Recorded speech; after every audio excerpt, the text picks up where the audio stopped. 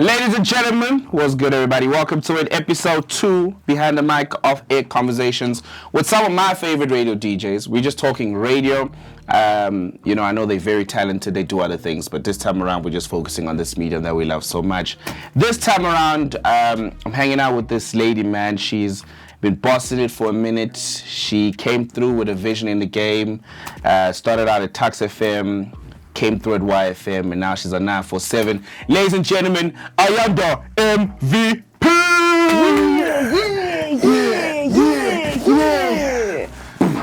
More lifing. Yeah! You good? I'm good, how are you? I'm nice. Oh, how do you guys do it in the north? You're a north in kid the north now. you click. Okay, cool. And then. But I've been a north kid. I've been a north kid as well. Now you're a true north. Now I'm a true north. No, I think I'm new north. What is new north? New money north.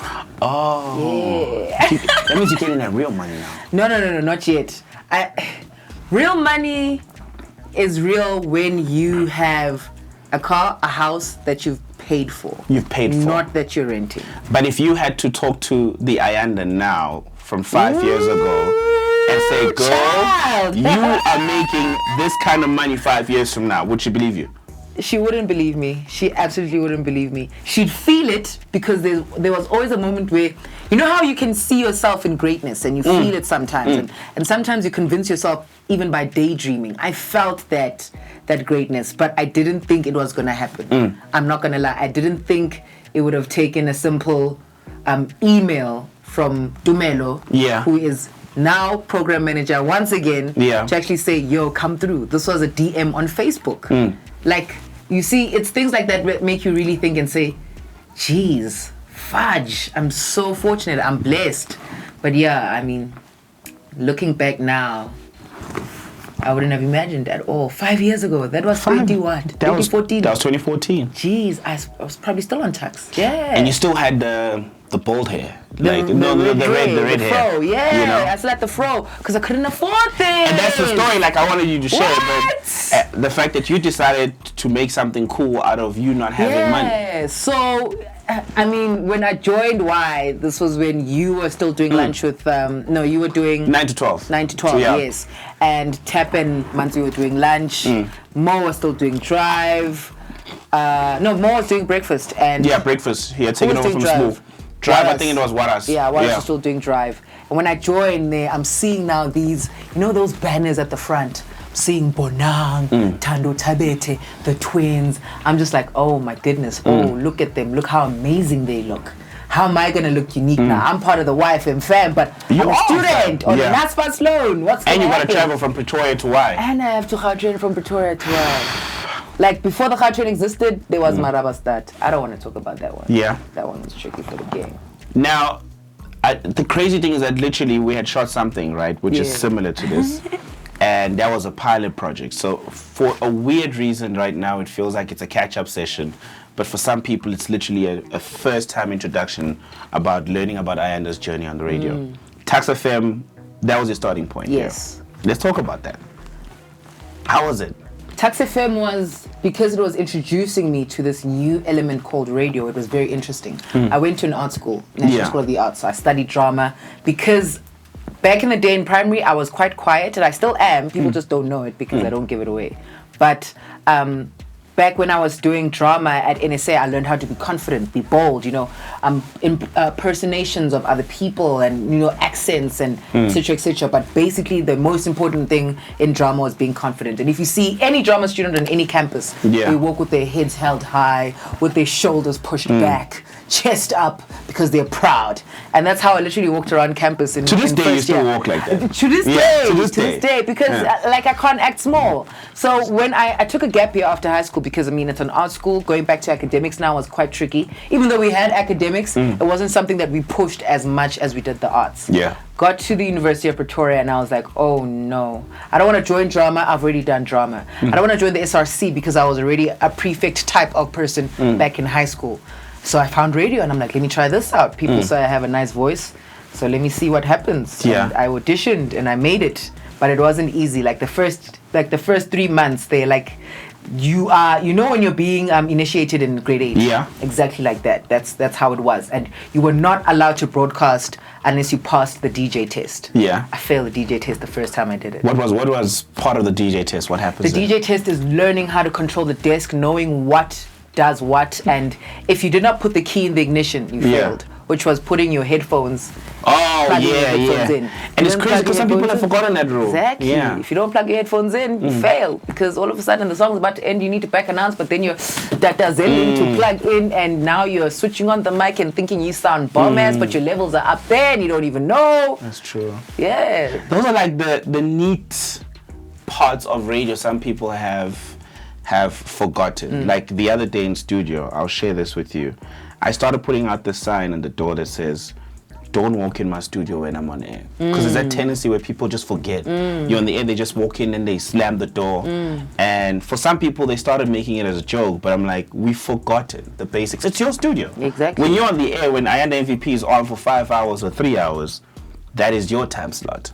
You know what I mean? Is there any rule you feel like at some point maybe you forgot, or a rule to this day that is cemented, you just can't start a show without doing it?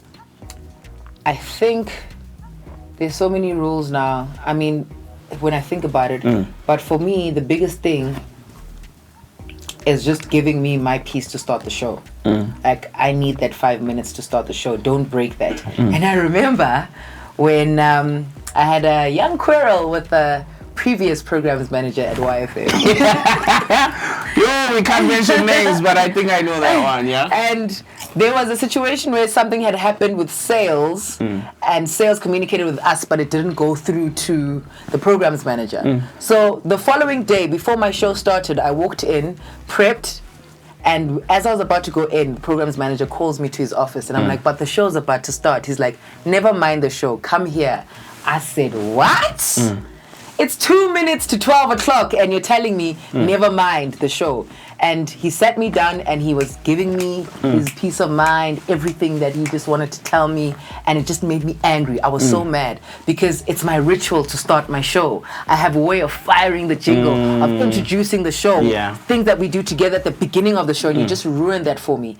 And now that basically ruined the rest of my show in my head. So I got up, I walked out, I went into studio, and there was a song playing. I can't remember what. I remember Tools and Given were like, what did he say? Are you okay? And I'm just like, let's do this. Fucked it up after that. That was the best show we had that week. I was like, I'm not going to let this nigga bring me down or piss me the fuck off, because I know what I came to do. And even after the show was done, he came to me and said, that was a great show. And I'm like, yeah, because you made me mad. He's like, I know exactly. And I'm like, what was the point of doing that? Yeah. And in some way, this program's manager really tested me emotionally with my intelligence, and also tested me with my patience for my career and my job at the same time, and my professionalism. So me being professional also gained me his respect in return. So when I was leaving, he actually gave me this other speech that nearly made me cry, that I never told nobody about. But I was like, shit, okay, I see where you were coming from. I didn't like your ways of teaching, but I understand. And it actually gave me a thicker skin when I got to the other side, because damn, it's lit on the other side. For real? Yeah. Like, they don't give a fuck? Not that they don't give a fuck, but in radio, yes, you are entertaining the listener, but you're also selling a product.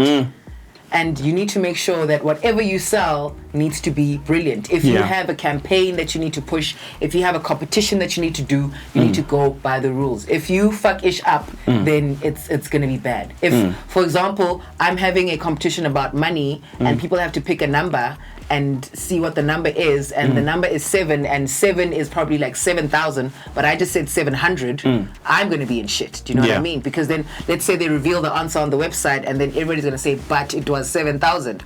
Or those countdown things where Lerato's like 10,000 rand, 8,000 I see, 9,000, yeah. and then I stop it at 9,000 or 10,000, and I say, you've won 9,000 rand, but everyone's like, no, she won 10K. Do you know what I mean? You can't afford to make such mistakes. Because they're going to pull that 1K from you. Radio is focus. It's also preparation to the core, especially when you have competitions like this. Now, when I had a 5-hour show, I did the competitions twice usually, because it was one mid-morning and lunchtime show. So obviously it was my it was important for me to make sure that I got the execution right. Like, I ask the dumb questions. I sound like the blonde. Because I'm the one who ended up not fucking up all my competitions at all. Because I couldn't afford to. I was going double time. Every time last year with competitions, I was doing it twice in a show. If there were 3 competitions, I'd do it 6 times. So you need to make sure that you focus and you don't make a mistake. And that's what radio is. So for me, it's like focusing. If you disturb the 5 minutes of me just starting my show, you already ruined my day. Since you're mentioning that radio is about focus for you, that one thing about this medium that to this day you're like, fuck, I love this shit. Yeah. Like that thing, you're like, you could be having the worst day in your life, but as soon as you walk in that studio at 12 o'clock, it's like, oh my gosh, it's therapeutic. Like, why this thing? Why radio? Why you love it so much? I don't know. I think I never realized that how good a companion radio was for me when we were younger. When my sister and I think my sister, we were both still in high school, and my dad was a very, very strict father who never allowed us to go out to like birthday parties or like just go out and be dropped off at the movies. He would go and drop us off at the movies himself at the actual cinema, buy the ticket with the popcorn. So I'll meet you here after the movie. It's 2 hours, 15 minutes to be here. Cool. That was my dad. And if you wanted to watch anything, obviously when the parents come into the living room and they want to watch something, it's their preference first. So if they want to watch Generations and you don't want to watch Generations, you're obviously going to leave the room. So what he decided to do was get us a radio, because we started like taping music, and we started like listening to a lot of music in the car every time he'd fetch us from school. So he got us a radio, and now we're stuck in our bedrooms listening to radio all the time, to a point where we knew all the DJs on all the stations and their set time and lineup. It was crazy. And at some point, because we loved the music so much, and we didn't have like internet back in the day, we'd ask him, Dad, can you please print out the lyrics for Avril Lavigne, Skater Boy, for like Disney's Child, Say My Name, and he'd come back with like stacks of paper with like lyrics on, and we're there. When the song comes, if it's in the charts, we're singing along. And I think that's how I started memorizing music, and that's why I'm so good with it, like listening to songs and knowing the songs, because I've just trained my mind like that. So radio has always been there for me to that point, and it's just something that I felt naturally about, or naturally happy about when it happened, because I'm just like, how? So all this time me listening in the bedroom would come to this. Gosh. Because now you're doing it. Because now I'm doing it. You're on. And it's weird because it's those moments when you're waiting, you're like, there was this song that used to play, Snap, by Jazzanova. And the person that was presenting the show then, I used to go to the gym I used to go to back in the day in Alberton. I can't remember his name, but he was on YFM. Chubby. Oh, Chapster. Yes. Oh, no. Yeah. I remember Chapster, So he always used to play that song by Jazzanova, What You're Doing to Me. Yeah. Yo, I love that song so much. And I always knew that he would play it. Yeah. And he would. And I'm like, yes, brother, coming through, Back in the day, if there was social media, I would have been on some, Chapster playing the song. Yeah, the ladies love Chapster. And he was cute. Yeah, he was so cute. I said cute. He was hot and cute. He's cute. It's always great finding out from other jocks, you know what I mean, like their definition and understanding of this thing, because we all love it, but we all view it differently, But when you trace back and now you're doing this passion thing, right?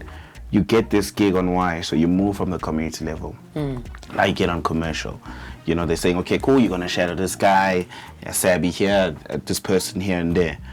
What was different for you? Because there's someone watching right now, they're like, oh my gosh, like I'm on community radio, I'm trying to get onto commercial. Now possibly they're on commercial, but they're still trying to figure out the difference. What would you say the difference was between the two? Community and now moving to commercial. What did you have to change? When it came to community radio, everything is smaller.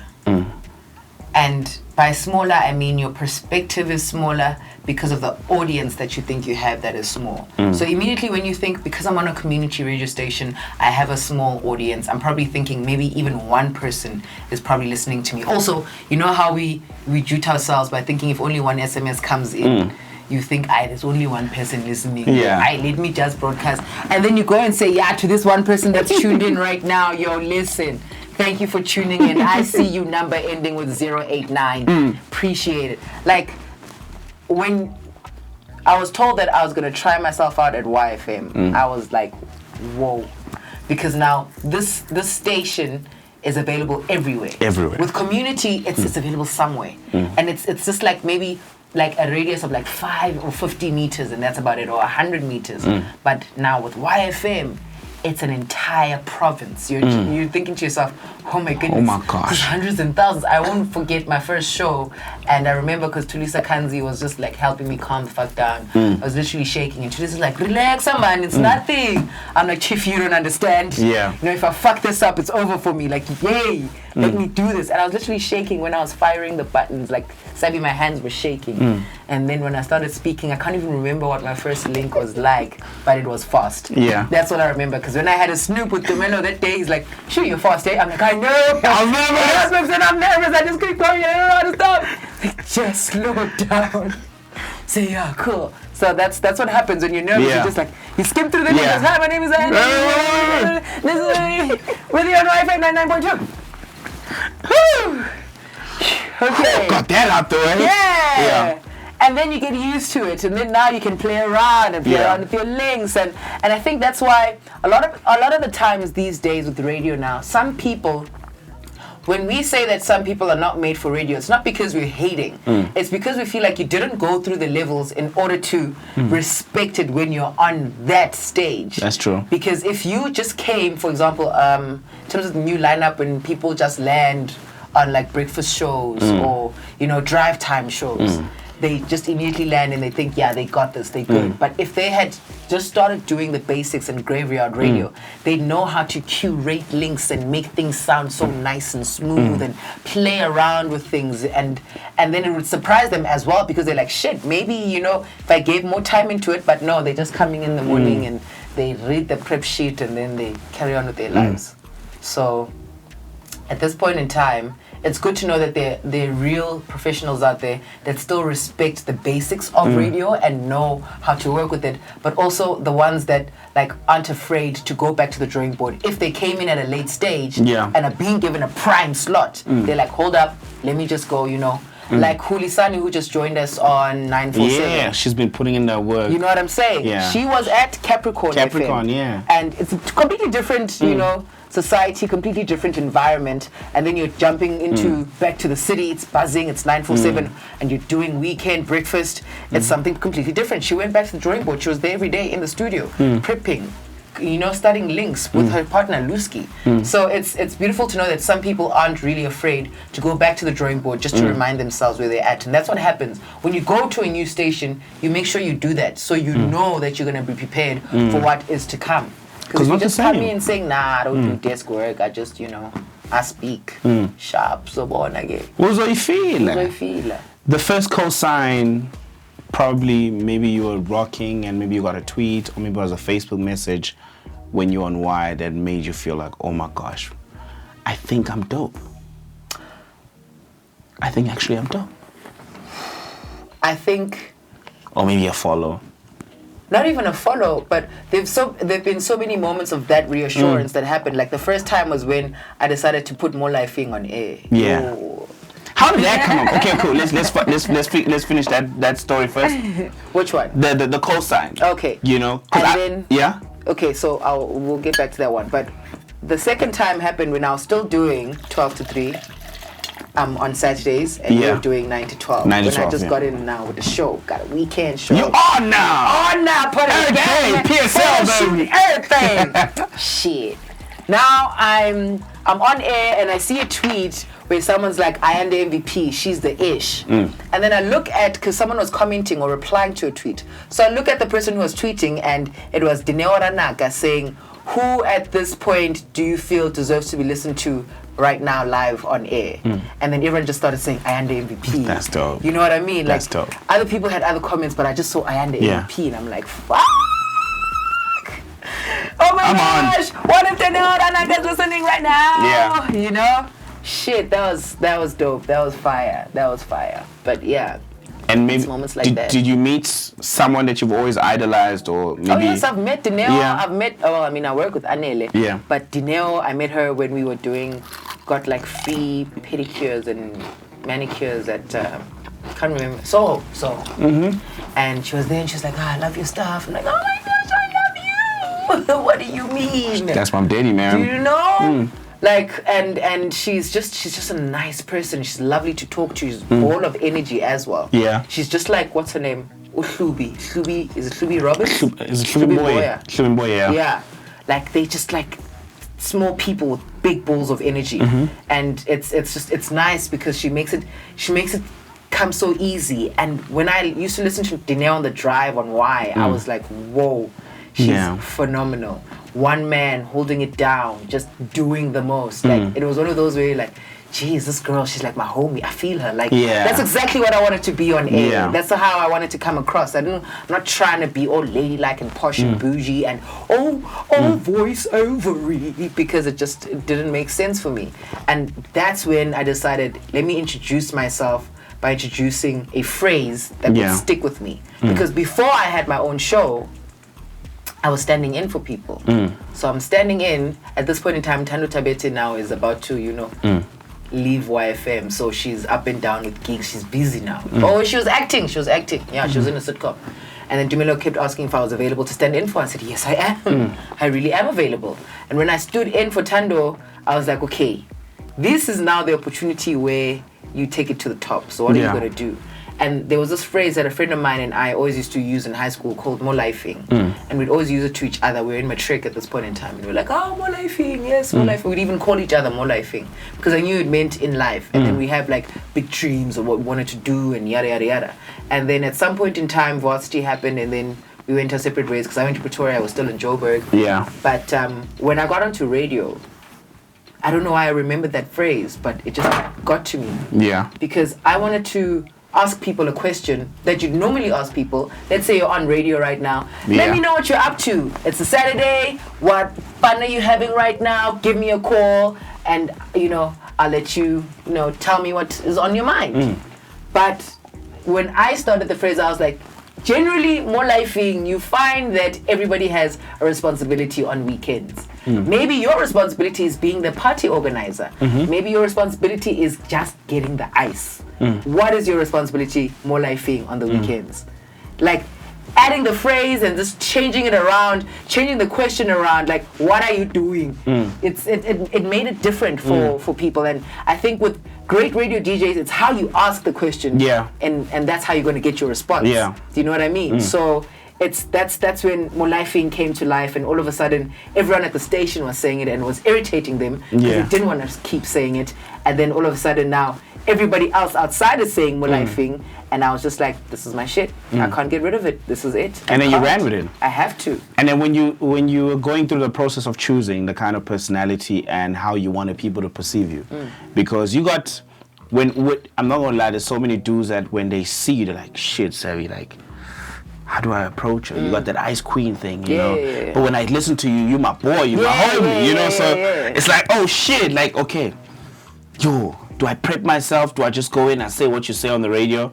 Like, how do you get that right? I mean, it's a lot of balance, and because I think I'm a very strong feminist. This is what makes me the how can I say this? The Khaleesi that I am. Okay. Because I think that's how Khaleesi was formed in her own way of becoming who she is. And in my Khaleesi situation, I want to be your homie. I'm everyone's friend, but also I don't want to be disrespected by a man who feels that just because I think I'm this, I can be approached in any way. No. And it must be hard for you, because it's hard for me to even listen to you when you're shelling me with your whack-ass lines. I also gotta, be honest and real. That's why I'm not trying to beat around the bush. Facts. So me being your homie is cool. But me now being approached as a woman and you want to, what's the word again? Court.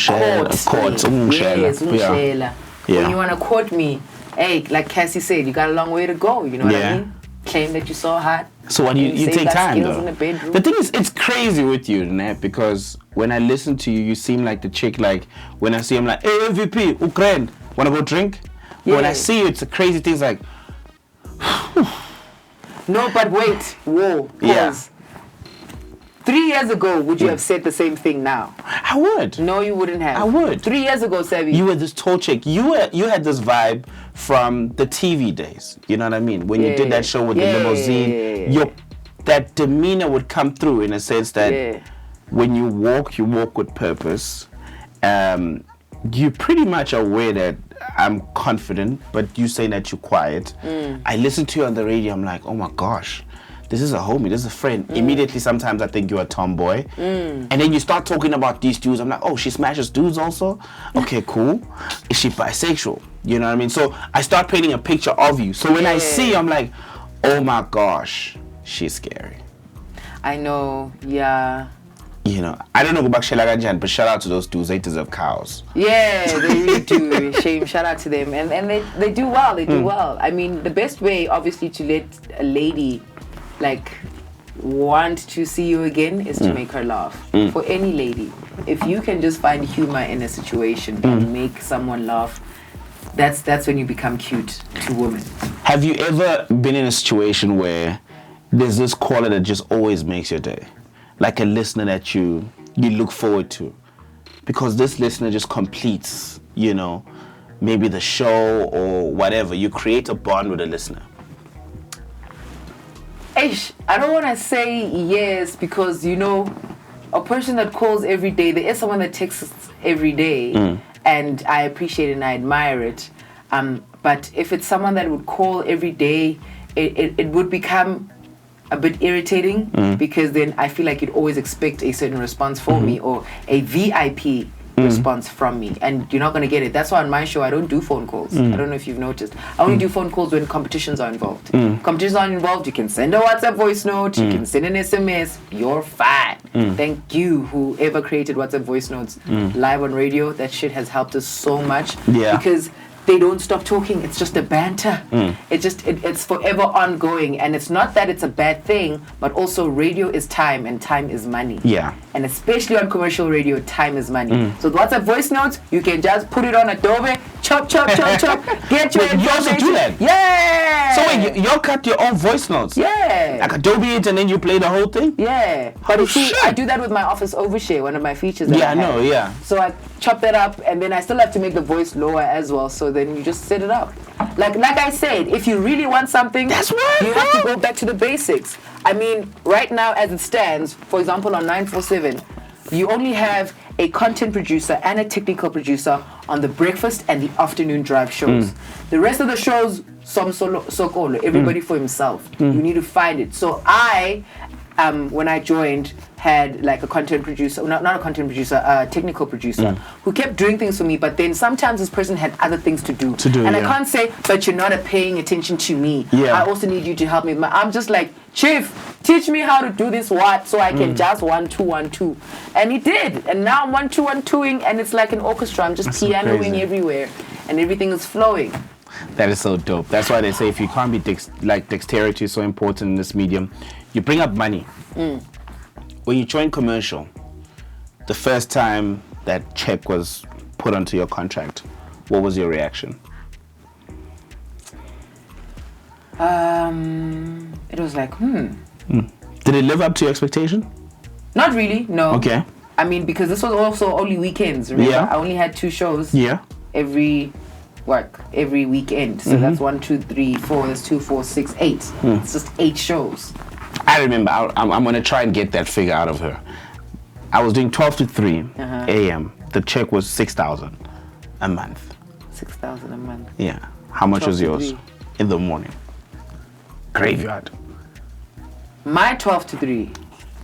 Your 12 to 3, because that was your first slot. My 12 to 3, Saturday and Sunday, like my actual show. Your actual show.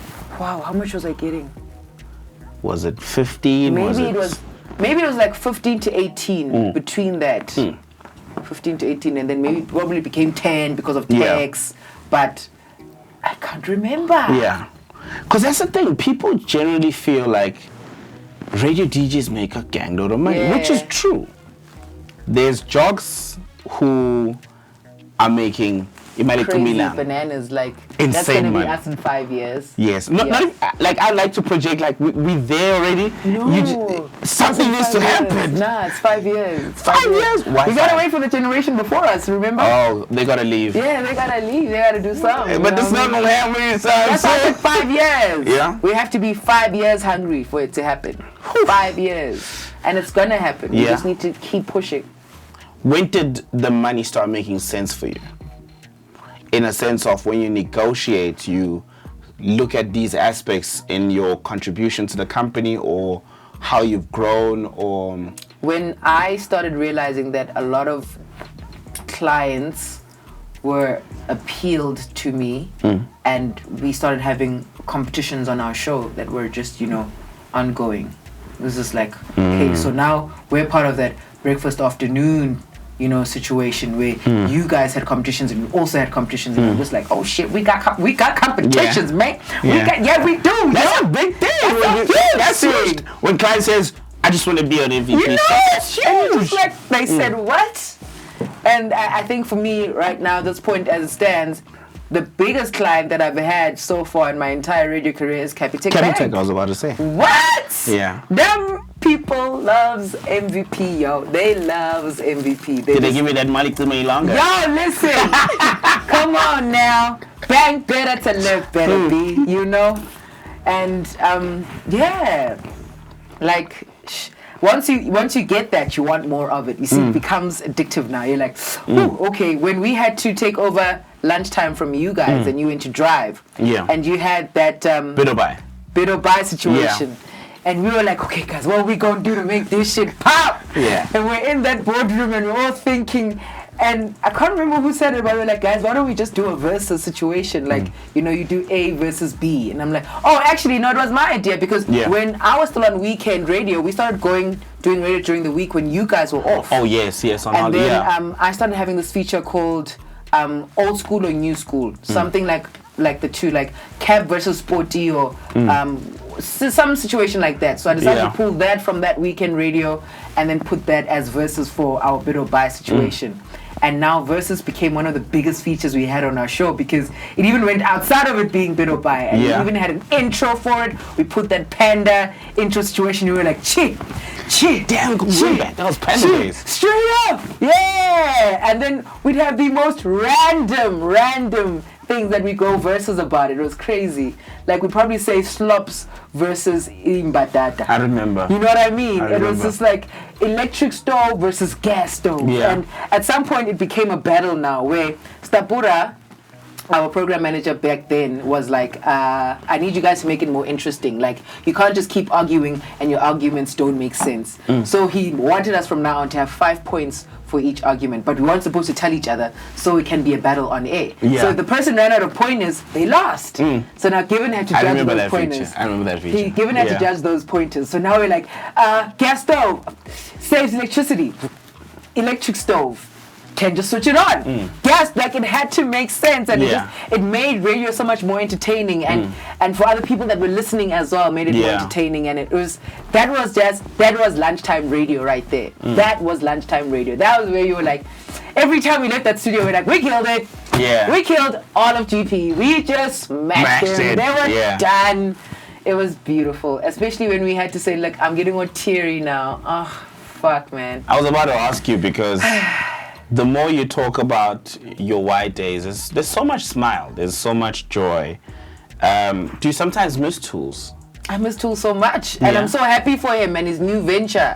And I wish I was as big as the 5 years later that's gonna come is, so I could have asked him to come with me to 947 and we could have just teamed up there. But God obviously wanted me to do this journey alone and find myself alone, and maybe one day we'll be reunited again. But the magic that you have when you find your person. That is true. When you find your person, it is unstoppable. And I mean, it's weird how I found him because Tools was part of the Y Academy. And we were outside in the smoking area just chilling, chatting. And it was like a gang of academics, and I was there with someone else. I can't remember who I was with.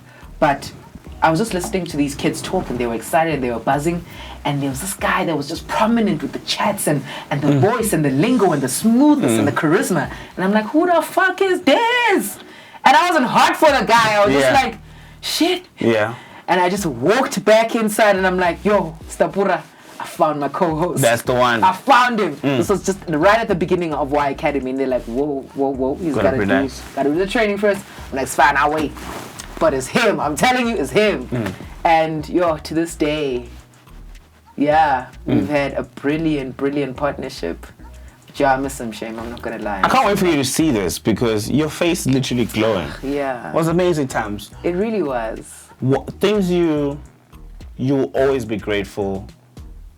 Let's start with Tax FM. Things you'll always be grateful for Tax, because Tax FM is that brand. It's that station that has given birth to the likes of Garrett Cliff, Popin Chongwana, Anel Mdota, Alex K. You know, we can go on and on and on. These are prominent South African radio personalities, you know, and your name also makes the cut. You know, one thing you'll always be grateful to Tax, what is it? The discipline that was instilled in us from day one. The respect for the craft, the respect for the equipment, the respect for the ethos of radio. And for me right now, a lot of the times I feel like people are slacking with that respect for radio. That is true. There was I remember, it's quite random, but there's always this unwritten rule where people tune in, and also people tune in for the music. So people are listeners of music. We tune in. If it's not a talk station, the reason why we tune in is because we know that we like the music that this specific station plays. Back then, Tax was playing alternative, rock music, which was a vibe also because that also opened me to a different genre. Yeah. I came from a very hip-hop, R&B, house background. And then when I came to Tax, I learned about Coldplay, Green Day, Polisica, Van Cartel. You know, I was opened up to this band world, and I went to like Fort Trekker Monument for Park Acoustics, and it was a beautiful world, and I still appreciate it, and that's why it's so much more easier to also balance myself on 947 because these songs vary. But for me, the music is the most important thing, and the one thing that used to irritate me so much was when a DJ would cut the song. That shit would kill me. And back in the day when you're young, before you even realize you could be on the radio, you're like, oh, why they cut the song? It's not like you can go play it on your phone now. And I remember, okay, this is going to be a very embarrassing moment that I'm going to tell everybody. Did you do it? So, no, I didn't do it. Oh, okay. So, this is when Twitter was becoming a thing. Yeah. And on Twitter, because I was still on campus, I was still Pindi. So my Twitter handle was Pindi V. Shit, that's your name. Yeah, it's my first name, Pindi. Fuck. So now I'm on Pindi V, and I'm tuned in to Metro. It's 3 to 6. It's the horns. Yeah, it's crazy. It's happening. Touch on the air. It's touching, baby. Touchdown, 3 to 6. Yeah, we out here. So now the song is playing. It's a vibe song. Can't even remember what the song is. And then the song wasn't even like a minute 30 seconds, and the song got cut by this voice. Yeah, touch HD. No, touchdown, 3 to 6. And I'm just like, wow, grab my phone. At T-Port Touch. Please refrain from cutting songs live. Did he not fetch me back and say, please come and do that job for me in the studio? Did I not get comments after comment? I went to sleep after that. He replied. He replied. He was so insulted. He replied. So it's been regional. Pretoria, it's Gauteng. Are there any plans of possibly going national? No. Or what's the plan? No. With MVP, like when you look at your 5-year goal plan, where do you see this radio journey ending? Or possibly elevating to? Radio will always be with me. Like it will be. I mean, at some point it might not be my main bread, but like it's connecting me to many sorts of bread that I'm getting right now. All these loaves are just, amazing. They taste really good. Oh yeah, is that good? Yeah. You said even in Cape Town, like, ooh, the smiley changed everything, man. Shit. But for me, I think it's more growing your brand as a personality, which will grow you more to becoming national. And right now, as it stands, I wouldn't want to go to a national radio station because I don't think it offers me that platform where I can be great and benefit at the same time. Like I'm just not keen on those national stations at the moment. I just think that maybe that's an extra red tape that I'm not ready to handle, or the T's and C's of being there. So I'm quite content with the fact that I can be provincial and it's fine. Like, it's nice not to be known in other provinces when you just land. It's just chill. It's like, okay, cool, you know. And I enjoy it. I enjoy radio, so I don't care if I don't make it to national radio. Maybe I might just hit a BBC radio, you know what I'm saying? BBC One. Yo, does the thing, you know what I mean? Yeah. Like, there's so many ways we can take it to the top, and the beauty about radio is the fact that it's growing now and it's becoming this thing that everybody wants to be involved in. But only the professional will survive. And that's what radio does to you. If you come and treat radio like a one-night stand, it'll treat you like a one-night stand. It will spit you out. It will really spit you out, and it will show you your mother because you didn't respect it from the beginning. It's like a relationship. Look, guys, the whole point of this conversation is to remind you that it's possible to talk about this medium that is radio, hanging out with some of my favorite radio DJs, and I'm not going to lie to you, Ayanda on my side is easily one of those women. 5 years from now, we will talk to her and talk about her as legend status. The same way we will say Dineo, Anele, Nicole Fox. There was another lady, man, who was fire on 5. Azanya. We can go on and on and on. Poppy. You know, Poppy was nice. You know, now she's out at Mix FM. You know, so I just feel like you're amazing and salute.